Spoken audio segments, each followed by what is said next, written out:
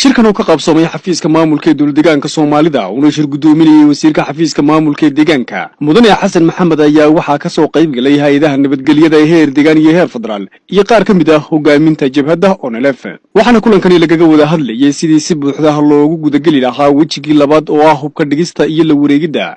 ciidanka jabhadda ONLF laguna wareejin lahaa dowladda waxaana kadib markii la dhageystay warbixintii guddiga ee ku saabsanayd ciidanka jabhadda ONLF ee ku xiriirsan shanta xero ee ku yaala deegaanka halkaasi lagu dhisay guddi isku dhaf ah oo markaasi ka kala socda hay'adaha nabadgelyada deegaanka iyo heer federaal iyo dhinaca jabhadda ONLF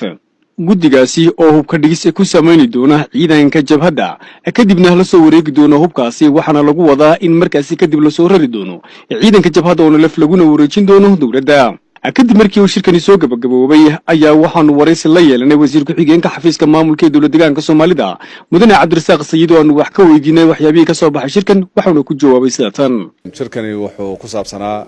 xidhiidh lahaa shirarkii hore ee soo socday ayuu dhameystirkiisii ahaa qayb kamid ah maadaama hore lagu ballansanaa in dhammaan ciidamada jabhadda la soo keeni doono xerada Garab Case wuxuu shirkani soo dhameystirayay habkii loogu kici lahaa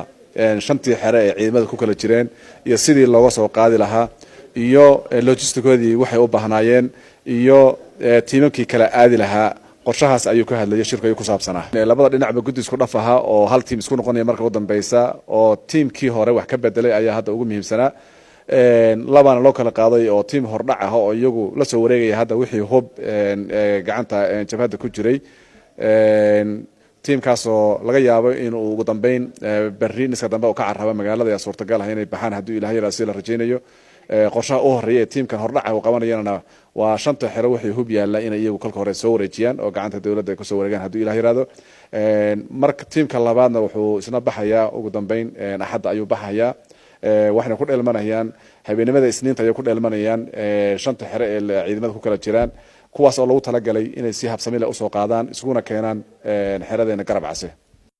shirkan ay iskugu yimaadeen qaar ka mid ah hogaaminta jabhadda ONLF iyo hogaaminta sare ee hay'adaha nabadgelyada deegaanka iyo federaalku ayaa waxa daba socda shirar kala duwan oo in muddo soo socday isla markaasina